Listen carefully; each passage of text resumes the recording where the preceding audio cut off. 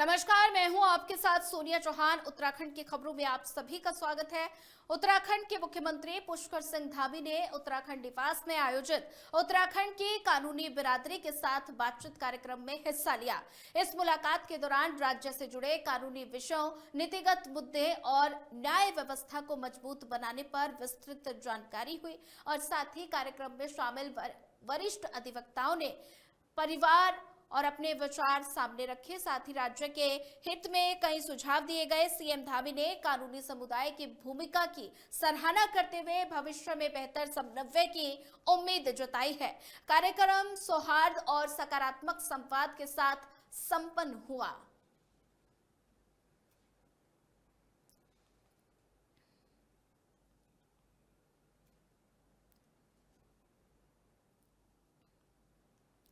तो सीएम धामी की महत्वपूर्ण बैठक हुई है। कानूनी बिरादरी संघ संवाद दिल्ली में विशेष कार्यक्रम हुआ है। नीति और न्याय पर चर्चा भी हुई है।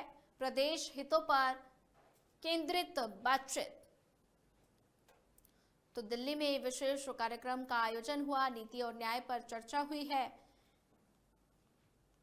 और प्रदेश हितों पर केंद्रित बातचीत। तो ऐसे में ज्यादा जानकारी साझा करने के लिए हमारे साथ स्टेट हेड अवनिंद्र कमल जुड़ चुके हैं। अवनिंद्र, नई दिल्ली में एक विशेष कार्यक्रम का आयोजन हुआ जिसमें मुख्यमंत्री पुष्कर सिंह धामी इस कार्यक्रम में शामिल हुए और इस दौरान नीति और न्याय पर भी चर्चा हुई है। तो इस कार्यक्रम को लेकर क्या कुछ अपडेट?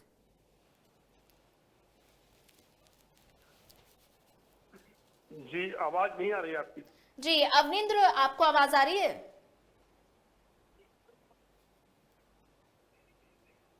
लगता है तकनीकी खामी के कारण संपर्क टूट गया है। फिर से संपर्क साधने की कोशिश करेंगे।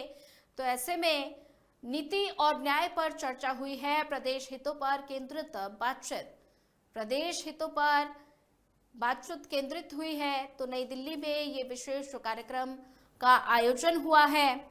सीएम धामी की महत्वपूर्ण बैठक हुई है। कानूनी बिरादरी संघ संवाद भी हुआ है। तो दिल्ली में ये विशेष कार्यक्रम का आयोजन हुआ। नीति और न्याय पर चर्चा हुई है। सीएम धामी ने इस कार्यक्रम के दौरान एक महत्वपूर्ण बैठक भी ली। कानूनी बिरादरी संघ संवाद किया।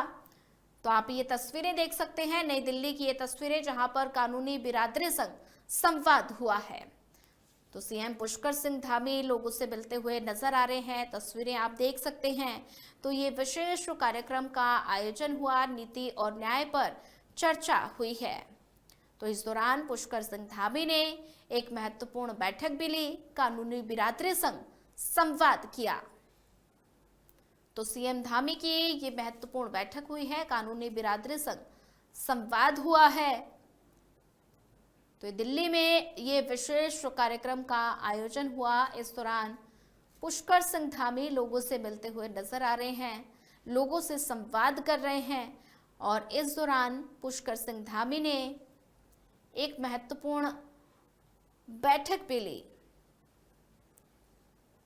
कानूनी बिरादरी संघ संवाद किया। दिल्ली में विशेष कार्यक्रम का आयोजन हुआ है। और वहीं ज्यादा जानकारी साझा करने के लिए एक बार फिर हमारे साथ स्टेट हेड अवनिंद्र कमल जुड़ चुके हैं। अवनिंद्र, नई दिल्ली में विशेष कार्यक्रम का आयोजन हुआ और इस कार्यक्रम के दौरान मुख्यमंत्री पुष्कर सिंह धामी लोगों से संवाद करते हुए नजर आ रहे हैं और इस दौरान एक महत्वपूर्ण बैठक भी ली गई है। तो ये बैठक कितनी ज्यादा महत्वपूर्ण बताई जा रही है और क्या क्या मुद्दे इस बैठक में रहे? जी, बता दें कि अभी राज्य के 25 वर्ष पूरे होने पर रजत जयंती जो उत्सव मनाया गया, उसके बाद लगातार तमाम कार्यक्रम प्रदेश में आयोजित हो रहे हैं अब भी। और इधर वकील आंदोलित थे यहाँ पर देहरादून में चैम्बर निर्माण को लेकर के। तो इसी बीच जो है आज मुख्यमंत्री पुष्कर सिंह धामी दिल्ली पहुंचे और वहाँ कानूनविदों से, विशिष्ट लोगों से उन्होंने मुलाकात की और प्रदेश हितों पर केंद्रित बातचीत की गई। प्रदेश के विकास के संबंध में और उत्तराखंड को किस तरह से आगे चल करके एक मतलब उन्नत और उत्कर्ष प्रदेश बनाया जाए, जो एक मॉडल के रूप में स्थापित हो, जैसा कि जी बीजेपी के प्रधानमंत्री अभी जब यहाँ आए तो उन्होंने अपना विजन भी दिया था। तो इसी सिलसिले में नीति और न्याय पर चर्चा के लिए मुख्यमंत्री दिल्ली गए और तमाम विशिष्ट लोगों से उन्होंने मुलाकात की है।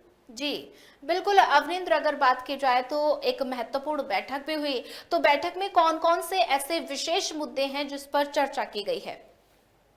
देखिए, जैसे यहाँ पर उत्तराखंड जो है सबसे पहला राज्य है देश का जहाँ यूसीसी लागू हुआ है, मतलब समान नागरिक संहिता, और जिसकी तारीफ प्रधानमंत्री ने भी की कि यहाँ की जो डेमोग्राफी है उस सिलसिले में भी तमाम, जैसे अवैध निर्माण थे, मजार उजारा का ध्वस्तीकरण किया गया, तमाम इस तरह के जो मुद्दे हैं उन पर चर्चा हुई है। और मुख्यमंत्री जब लौट कर यहाँ उत्तराखंड आएंगे तो जैसा कि सूत्रों ने मुझे जानकारी दी है कि वो बाकायदा पत्रकार वार्ता करेंगे और जो खास बातें हुई हैं उसका वो खुलासा करेंगे। जी अभी तमाम चीजें नेपथ्य में हैं। जी अवनिंद्र कमल बने रहिए हमारे साथ, आगे भी आपसे अपडेट लेते रहेंगे। चलिए रुक करते हैं अगली खबर का। कांग्रेस के नवनियुक्त प्रदेश अध्यक्ष गणेश गोदियाल ने दिल्ली में कांग्रेस के राष्ट्रीय अध्यक्ष मल्लिकार्जुन खड़गे से मुलाकात की। इस दौरान संगठनात्मक मुद्दों और प्रदेश से जुड़ी चुनौतियों पर विस्तार से चर्चा हुई। खड़गे से मुलाकात के बाद गोदियाल आज रविवार को देहरादून स्थित कांग्रेस प्रदेश मुख्यालय में अपना पदभार संभालेंगे। इस मौके पर प्रदेश प्रभारी कुमारी शैलजा, नेता प्रतिपक्ष यशपाल आर्य और पूर्व मुख्यमंत्री हरीश रावत समेत कई वरिष्ठ नेता भी मौजूद रहे। तो कांग्रेस में नई संगठनात्मक हलचल देखने को मिल रही है। गोदियाल और खड़गे के बीच राजनीतिक मुलाकात हुई है, तो इस मुलाकात के कई अहम मायने माने जा रहे हैं। नए प्रदेश अध्यक्ष संभालेंगे पदभार और वरिष्ठ नेताओं की मौजूदगी भी होगी, साथ ही पार्टी रणनीति पर अहम चर्चा भी होगी।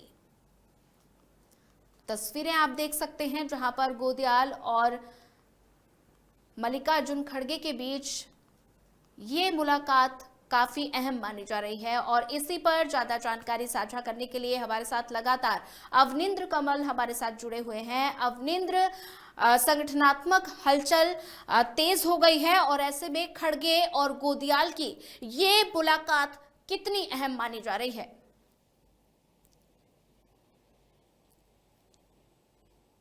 अवनिंद्र, आप सुन पा रहे हैं? जी हाँ जी, मैं बता दूं कि जी क्योंकि उत्तराखंड में कांग्रेस जो है बनबास काट रही है। अगर पिछला लोकसभा चुनाव आप देख लें तो एक भी सीट उसे हासिल नहीं हुई। वर्तमान में दूसरी बार भी सत्ता में धामी सरकार है।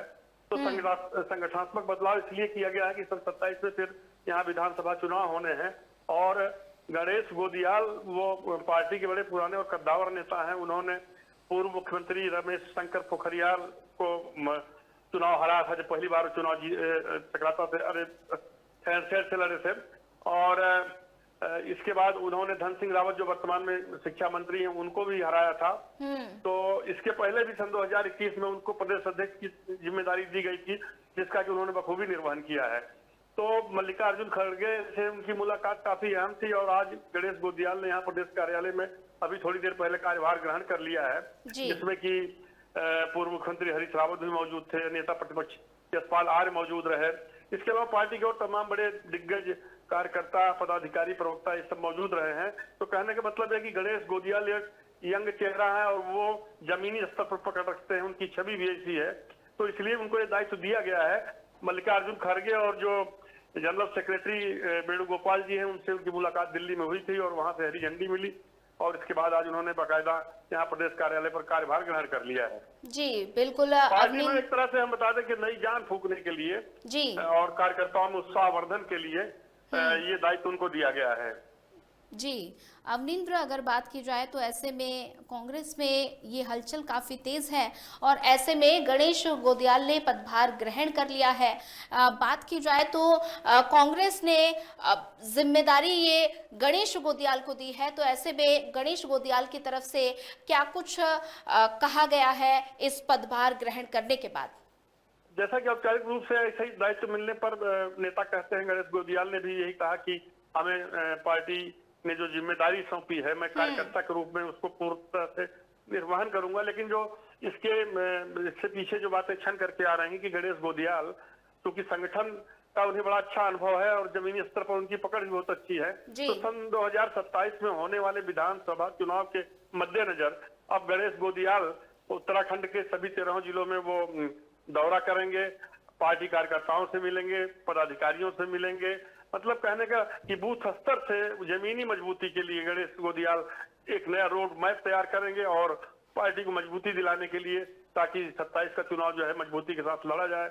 आज यहाँ प्रदेश कार्यालय पर जो प्रदेश प्रभारी हैं कुमारी शैलजा, वो भी मौजूद थी। तो उन्होंने सब मिलकर यही संकेत दिया है कि करो या मरो का अब वक्त आ रहा है, और क्योंकि कांग्रेस सत्ता में 2 बार से वो सत्ता का स्वाद नहीं चख पा रही है, यानी कि सत्ता के सिराने तक नहीं पहुंच पा रही है।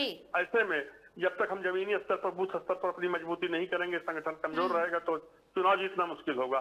तो मूल रूप से समझ लीजिए कि सांगठनिक मजबूती के लिए गणेश गोदियाल के कंधे पर यह दायित्व दिया गया है, जिसका उन्होंने कहा कि हम बखूबी पूरी मेहनत और पूरी शिद्दत के साथ निर्वहन करेंगे। जी, अवनिंद्र कमल, ज्यादा जानकारी साझा करने के लिए आपका धन्यवाद। चलिए रुक करते अगली खबर का। मुख्यमंत्री पुष्कर सिंह धामी ने रुद्रपुर में राष्ट्रीय स्वयंसेवक संघ के वरिष्ठ प्रचारक और विश्व हिंदू परिषद के पूर्व केंद्रीय सह मंत्री स्वर्गीय स्नेहपाल सिंह को विनम्र श्रद्धांजलि अर्पित की। सीएम धामी ने सोशल मीडिया पोस्ट के माध्यम से शोक संतप्त परिजनों के प्रति अपनी गहरी संवेदनाएं व्यक्त की हैं। उन्होंने ईश्वर से प्रार्थना की कि दिवंगत आत्माओं को अपने श्री चरणों में स्थान मिले और परिजनों को इस अपार दुख को सहन करने की शक्ति प्राप्त हो। संघ परिवार और समर्थकों में शोक की लहर देखने को मिल रही है। आरएसएस के वरिष्ठ प्रचारक को श्रद्धांजलि अर्पित की गई है।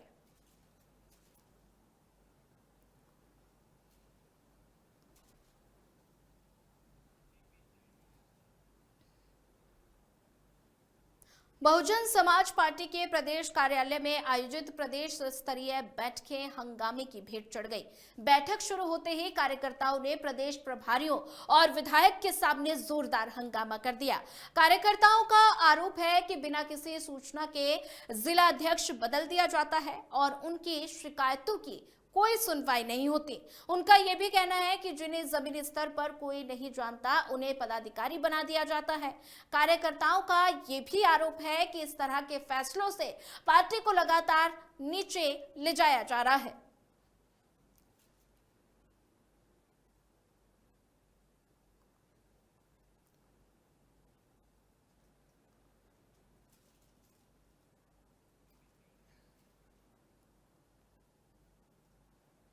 उत्तराखंड रोडवेज अब प्राइवेट बसों को टक्कर देने के लिए तैयार है। बेड़े में नई एसी और एसी स्लीपर बसें शामिल की जा रही हैं। अगले कुछ दिनों में अनुबंध पर ये बसें रोडवेज को मिल जाएंगी। देहरादून से दिल्ली रूट पर 6 नई ऐसी बसें चलाई जाएंगी, जिनका किराया 704 रुपए प्रति यात्री तय हुआ है। वहीं हल्द्वानी से दिल्ली रूट पर 2 एसी बसें 720 रुपए किराए के साथ चलेंगी। हल्द्वानी से जयपुर के लिए एसी स्लीपर बस भी शुरुआत हो चुकी है, जिसका स्लीपर किराया 1300 और सीटिंग 1080 रुपए प्रति यात्री रहेगा।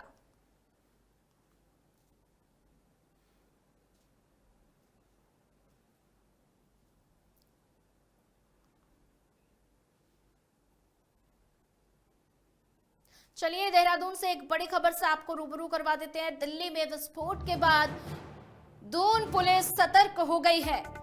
एसएसपी ने प्रतिष्ठानों का औचक निरीक्षण किया। दस्तावेज, रजिस्टर, सभी रिकॉर्ड चेक किए गए हैं। बैंक के जरिए भुगतान पर जोर, ट्रेसिंग होगी आसान।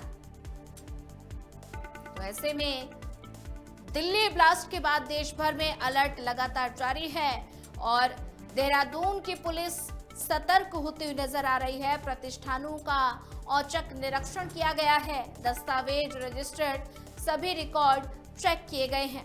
बैंक के जरिए भुगतान पर जोर, ट्रेसिंग आसान भी होगी। तो ये बड़ा अपडेट आपको बता रहे हैं। विस्फोट के बाद दून पुलिस सतर्क नजर आ रही है। चलिए रुक करते हैं अगली खबर का। प्रेमनगर चौक स्थित निर्मल विरिक्त कुटिया डेरा कार सेवा के ऐतिहासिक गुरुद्वारे में गुरु नानक देव प्रकाशोत्सव और संक्रांत पूरे उत्साह और श्रद्धा के साथ मनाई जा रही है। आसपास के इलाके के हजारों ग्रामीण और नगरवासी गुरुद्वारे पहुंचकर श्री गुरु ग्रंथ साहिब के आगे माथा टेक रहे हैं। बाबा पंडित ने ये बताया कि कविश्वरी जत्थे ने गुरुओं की कथा प्रस्तुत की, वहीं रागी जत्थों ने शब्द कीर्तन से संगत को निहाल किया। गुरु पर्व की रौनक से पूरा परिसर भक्तिमय माहौल में डूबा हुआ है।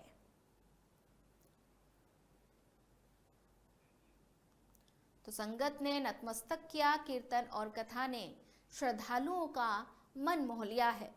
तो तस्वीरें हरिद्वार से हैं, जहां प्रकाशोत्सव में आस्था उमड़ी है। गुरु पर्व पर भक्ति का समागम देखने को मिल रहा है। अगली खबर देहरादून से है, जहां रेंजर्स ग्राउंड में आयोजित आदि गौरव महोत्सव के दूसरे दिन आदिवासी संस्कृति के अद्भुत रंग देखने को मिले। उड़ीसा, नागालैंड और छत्तीसगढ़ के जनजातीय समाज के कलाकारों ने अपनी पारंपरिक नृत्य संगीत प्रस्तुतियों से समा बांध दिया। दर्शकों ने इन रंगारंग कार्यक्रमों का जमकर लुत्फ उठाया। महोत्सव में विभिन्न राज्यों की जनजातीय कलाओं और उत्पादों को प्रदर्शित करने वाले स्टॉल भी लगाए गए, जहां लोग परंपरागत वस्तुओं और व्यंजनों को देखने और खरीदने के लिए पहुंच रहे हैं। महोत्सव का माहौल पूरी तरह सांस्कृतिक उत्साह से भर गया है।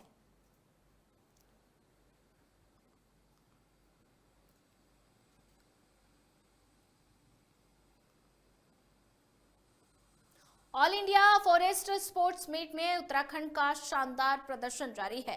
अब तक टीम 11 स्वर्ण, 18 रजत और साथ ही 14 कांस्य पदक जीत चुकी है। कुल पदकों के आधार पर उत्तराखंड फिलहाल 6वें स्थान पर बना हुआ है। वहीं प्रतियोगिता में छत्तीसगढ़ पहले स्थान पर काबिज है। खिलाड़ियों के प्रदर्शन से पूरे खेल परिसर में उत्साह का माहौल है और कई मुकाबले बाकी हैं। टीम का रैंकिंग में और सुधार की उम्मीद जताई जा रही है।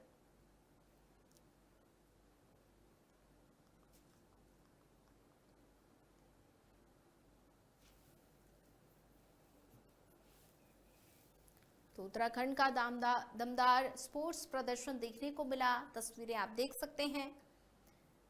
ऑल इंडिया फॉरेस्ट मीट में जलवा उत्तराखंड का देखने को मिला। पदकों की बारिश से उत्साह बढ़ गया है। रैंकिंग में सुधार की उम्मीद जताई जा रही है। तो खिलाड़ियों का शानदार प्रदर्शन जारी है और फॉरेस्ट मीट में उत्तराखंड चमक उठा है। उत्तराखंड का दमदार स्पोर्ट्स प्रदर्शन देखने को मिला। ऑल इंडिया फॉरेस्ट मीट में उत्तराखंड का जलवा दिखाई दिया है।